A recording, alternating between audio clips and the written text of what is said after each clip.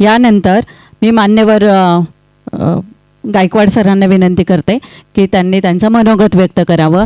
ज्यांनी सरकारी नोकरी केली त्याच्या मनाचा जर शोध घेतला तर बदलीची ऑर्डर वगैरे असल्यास काहीतरी सापडण्याची दाट शक्यता आहे.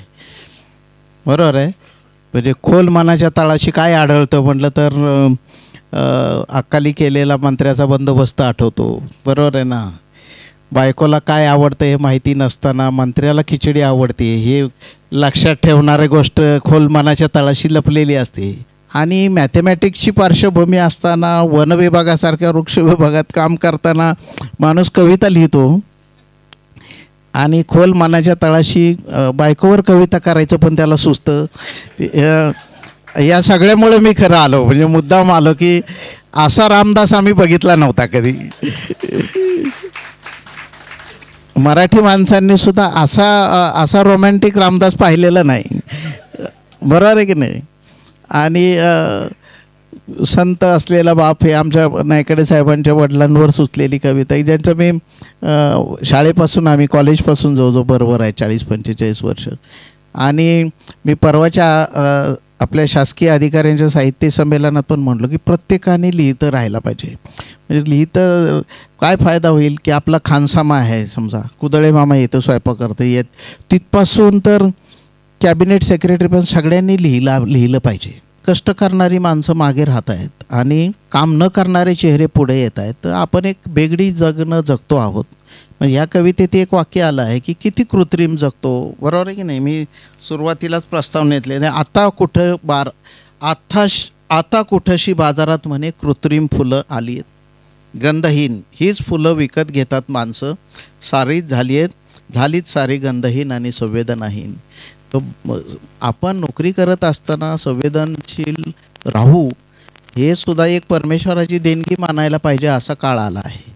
कारण तो दिवसभरामध्ये जवळजवळ आपला सगळ्यांचा मेंदू पोखरून काढला जातो 30-37 वर्षामध्ये. बरोबर आहे की नाही. तरी हसणारा माणूस सापडला की मला वाटतं की तेवढ्या एका गोष्टीवर त्याचा सत्कार करायला पाहिजे नागरिक. कारण काय कळतच नाही. आणि मग मला असं दिसतं प्रशासनामध्ये की मिनटाला सगळीकडे आनंद भरलेला आहे, फक्त तो बघायची तुम्हाला दृष्टी यायला पाहिजे. म्हणजे मी परवा पण एक उदाहरण सांगितलं की मला एक कलेक्टर होते आणि आमच्याकडे माझ्याबरोबर एक सिनियर डेप्युटी कलेक्टर होते. ते बिचारे वैतागून गेले. त्याच्या लँड ॲक्विजिशन ऑफिसमध्ये 3च माणसं होती. त्यातला एक जो शिपाई आहे त्यांचा तो बहिरा होता. म्हणजे हे साहेब बेल दाबायचे ते शिपाईला ऐकूच जायची नाही बेल. मग हे साहेब स्वतः बाहेर यायचे आणि त्याला म्हणायचे ये आतमध्ये आता चहा घेऊन ये. तर असं ऑफिस मी बघितलं. हां. आणि ज्या बाई होत्या क्लार्क बाई होत्या त्यांना अंधुक दिसायचं. 6 नंतर टायपिंग वगैरे काही जमायचं नाही. आणि अव्वल कारकून जो होता त्याला लिहायला ड्राफ्टिंग जमायचं नाही. तो म्हणे साहेब एक आंधळा माणूस दिला आहे, एक बहिरा माणूस दिला आहे, मी काम कसं काय करायचं. तर तो म्हणे मी उद्या जाऊन कलेक्टरशी भांडणार आहे, फक्त तुम्ही साहेब शेजारी बसा, म्हणजे तुम्ही असलं ना तर मला ते जास्त रागवणार नाही, असं त्यांचं म्हणणं होतं. तर 54 वर्षाचे डेप्युटी कलेक्टर म्हातारे ते आले आणि कलेक्टरला मोठमोठ्याने त्यांनी आर्ग्युमेंट सुरू केलं की एक माणूस बाहेर दिलाय साहेब, बेल दाबली तरी त्याला मलाच बाहेर जाऊन बोलून आणावं लागतं, मला साहेबच नाही असं भास होतो सारखा, असं सुरू केलं त्यांनी. तर मला असं वाटलं 3 लोकातला एक माणूस कलेक्टर बदलून देतील. तर कलेक्टरने काय केलं, बेल दाबली आणि ते कलेक्टरचा शिपाई आला. तर म्हणे हा पंखा बंद करा हो. त्या माणसाला काय बुद्धी सुचली माहीत नाही, त्यांनी पंखा मोठा केला.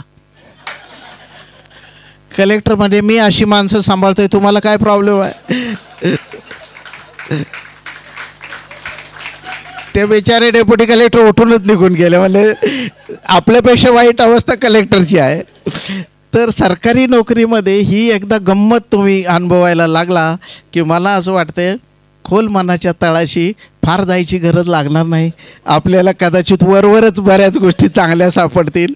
आणि तेवढ्यासाठी मी मुद्दाम रामदासच्या या कविता संग्रहाचा उद्घाटन प्रकाशनासाठी हजर राहिलो.